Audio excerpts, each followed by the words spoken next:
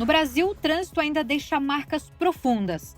Segundo o Registro Nacional de Sinistros e Estatísticas de Trânsito, entre janeiro e maio deste ano, já foram contabilizados 453 mil acidentes, sendo 7.400 fatais. Apesar da queda de quase 4% em relação ao ano passado, especialistas alertam que as vítimas sobreviventes enfrentam longos processos de reabilitação, o que sobrecarrega o SUS. Só em 2024, foram mais de 227 mil internações hospitalares ligadas a acidentes de trânsito, isso de acordo com a Associação Brasileira de Medicina do Tráfego. Para falar sobre esse cenário e falar também dos caminhos para reduzir os impactos dos acidentes, recebemos aqui no JR 15 Minutos de hoje Rodolfo Risoto, coordenador do SOS Estradas. Rodolfo, muito obrigada, seja bem-vindo. É sempre um prazer participar, Giovana. Rodolfo, eu vou começar então pelo cenário mais amplo que a gente começou aqui nessa abertura a falar. Entre janeiro e maio deste ano, o Brasil registrou 453 mil acidentes de trânsito, sendo que 7.400 pessoas perderam a vida nesses acidentes. Os números mostram uma pequena redução, quase uma estabilidade em relação a 2024, mas ainda lidamos com muitas ocorrências graves. Na sua visão, o que explica essa queda e, ao mesmo tempo, a persistência de índices tão altos? Na prática, eu não acredito muito nessa queda. Existem metodologias estatísticas no Brasil muito diferentes. Se você pegar a Polícia Rodoviária Federal, que é a mais, digamos, qualificada, ela tem uma metodologia.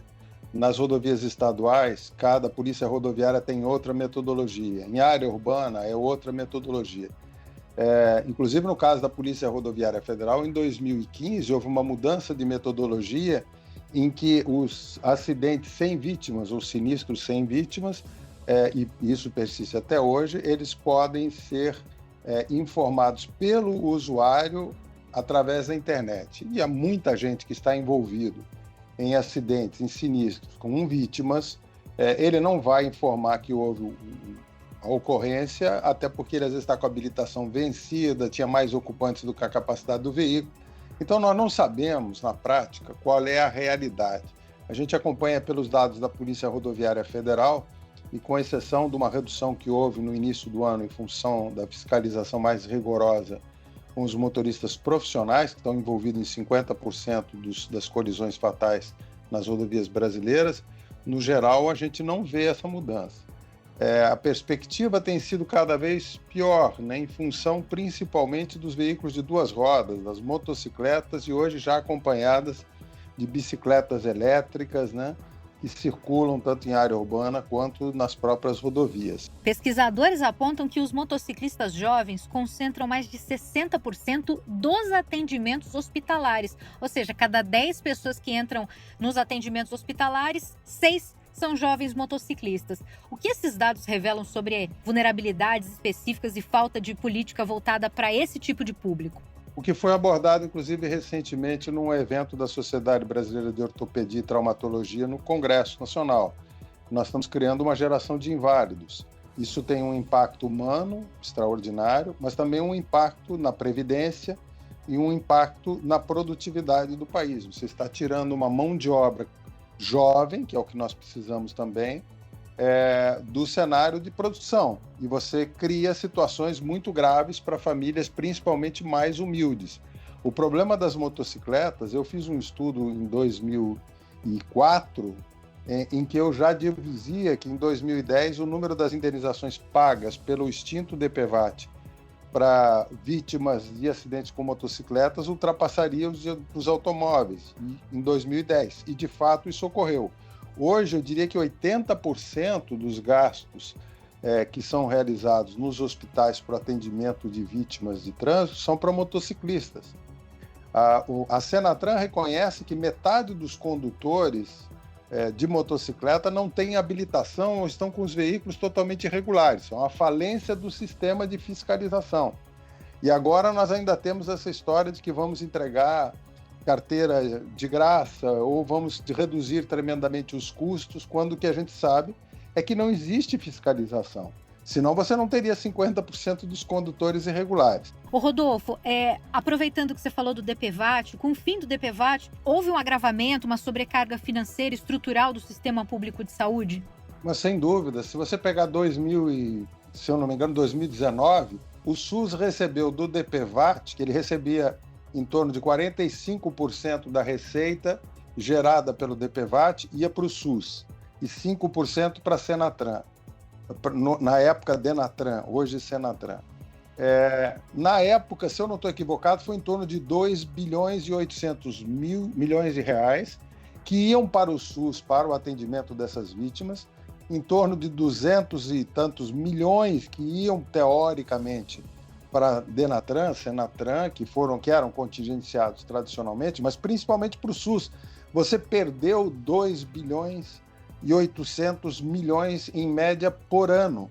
E aí vem a demagogia dos políticos na área do trânsito, que isso ocorre independente da ideologia. Eu não vejo diferença dos grupos que estavam no poder no governo anterior para os que estão atualmente. Eles são iguais, porque eles criam uma cultura de impunidade e também vão reduzir custo. Então, eu me recordo que quando foi extinto o DPVAT, eu acho que o proprietário de automóvel pagava R$16 de DPVAT.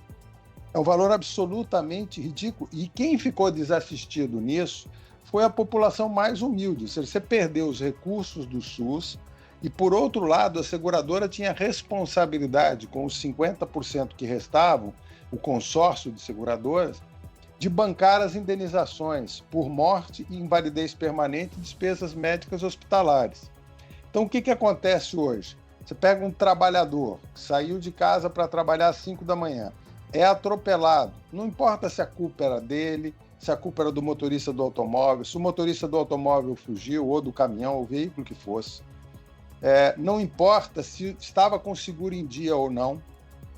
O fato é que aquela família desse trabalhador receberia, digamos, o equivalente a um ano de salário mínimo de indenização para que ela pudesse, de alguma forma, sobreviver. Hoje, essa população mais humilde, que é para quem foi criado originalmente o DPVAT, nos anos 70, até pelo governo militar, essa população ficou totalmente desassistida, desprotegida, e não foi recriado quando o governo anterior extinguiu, não foi recriado pelo atual. Fizeram uma negociação quando foram tratar da reforma tributária e abriram mão de um projeto de recriação do DPVAT, até porque você cobrar das pessoas, dos proprietários de veículos, algum valor por um caixa que vai, na realidade, indenizar pessoas humildes e vai para o SUS, parece uma coisa politicamente antipática. Então, nós estamos num momento muito grave. Veja que em 2019 foi véspera da pandemia.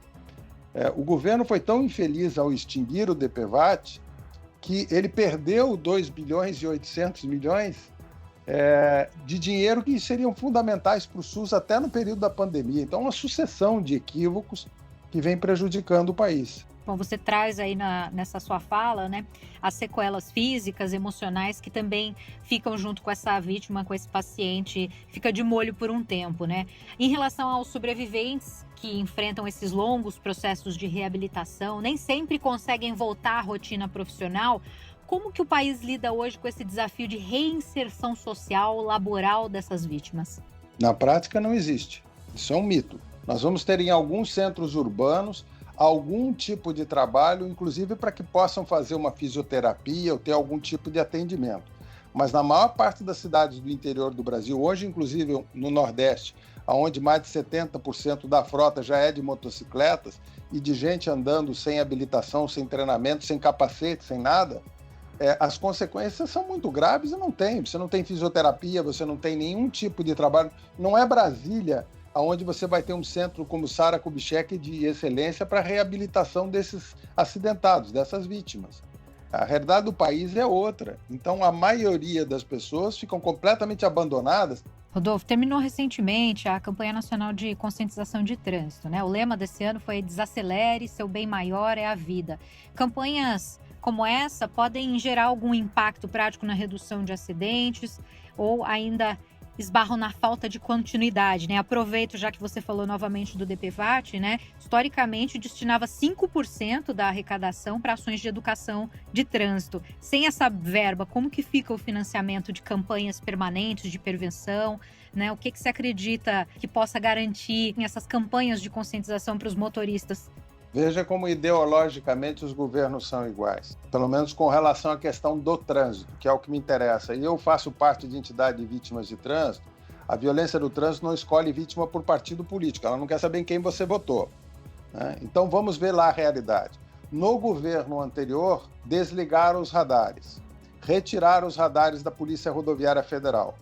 Durante um período que foi do dia 16 de agosto de 2019 até o dia 23 de dezembro, quando a Justiça determinou a volta dos radares portáteis utilizados pela Polícia Rodoviária Federal, nenhum condutor foi multado por excesso de velocidade nas rodovias federais brasileiras. Isso significa bilhões de condutores trafegando, ninguém, absolutamente ninguém foi multado por excesso de velocidade. O que isso gerou? Um aumento mensal média de 15% dos mortos nas rodovias federais. Tá? Aí vamos para o governo atual. Desacelere, seu bem maior é a vida. Aí quando chega em agosto, o governo diz que não tem dinheiro para manter os radares ligados. Tem que desligar os radares. E aí você faz uma campanha, desacelere, seu bem maior é a vida. Se você tem que desligar os radares por falta de recursos. Foi obrigado a religar e encontrar recursos como? Mas por determinação judicial. Então, é exatamente a mesma coisa.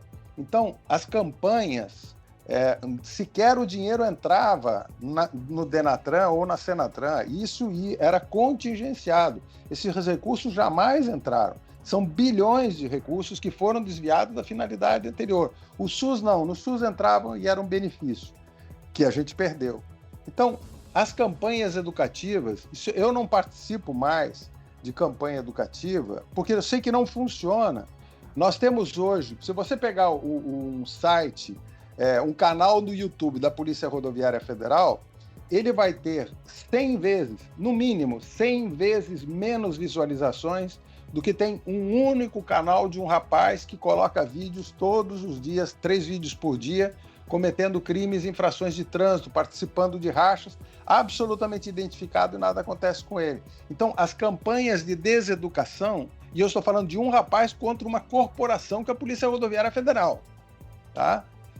Você imagina milhares, dezenas de milhares de vídeos postados diariamente no Instagram, no Facebook, no TikTok, no YouTube, que são remunerados pela plataforma, direta ou indiretamente. No caso do YouTube, diretamente, eles pagam pela publicidade para essas pessoas que estão tendo grande visibilidade porque postam crimes e infrações de trânsito. Diante do debate no Congresso sobre o possível retorno do DPVAT e da pressão de políticas de prevenção, quais seriam, na sua opinião, as prioridades imediatas para que o Brasil consiga reduzir de forma consistente os índices? É nesse caminho que você disse, punição? Ou há, por exemplo, uma questão de infraestrutura, de gargalo de segurança viária que ainda existe e que também poderia ser colocada aí nesse balaio? Olha, a infraestrutura ela melhorou ao longo dos anos, principalmente com o processo de concessão de rodovias. Então, as rodovias que nós temos hoje são melhores do que nós tínhamos no passado. Isso contribui, mas não é esse o grande problema, embora você tenha pontes que caem, você tem todo tipo de situação. Nós precisamos aplicar com rigor a legislação dentro dos próprios DETRANs. Hoje, a nível nacional, nem 20% dos condutores que foram flagrados dirigindo sob efeito de álcool, que se recusaram a fazer o teste do etilômetro, têm a CNH suspensa de fato. O mesmo percentual daqueles que atinge a pontuação que exigiria a suspensão da CNH.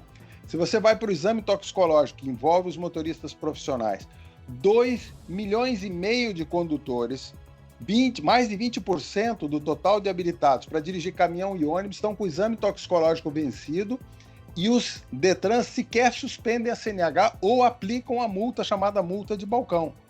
Então, você tem legislação, mas você não tem a vontade de punir. E você tem que aplicar a lei. Se você não aplicar a lei, não vai mudar. A volta do DPVAT será muito bem-vinda.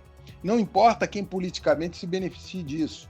A população humilde é que não pode ficar abandonada do jeito que ela está. Mas se nós não punirmos com rigor, se nós não exigirmos a habilitação de todos os condutores, não montarmos uma fiscalização, como é que você pode ter 50% dos motociclistas, o próprio governo admitir que não tem habilitação? Caro ouvinte, termina aqui a edição de número 1268 do podcast 15 Minutos. Já agradecendo muito nosso convidado, Rodolfo Risoto, coordenador do SOS Estradas. Rodolfo, que prazer, obrigada por esse bate-papo. Obrigado pela oportunidade e lamento pelas más notícias. Esse podcast contou com a produção de David Bezerra, das estagiárias Amanda Fusita, Bárbara Maiato e Yasmin Logrado. Sonoplastia de Diego Marcondes, coordenação de conteúdo Deni Almeida, direção editorial Tiago Contreira, vice-presidente de jornalismo Antônio Guerreiro. Você pode acompanhar o JR 15 Minutos no portal r7.com, nas redes sociais do Jornal da Record e nas principais plataformas de streaming. A gente te espera no próximo episódio. Até lá!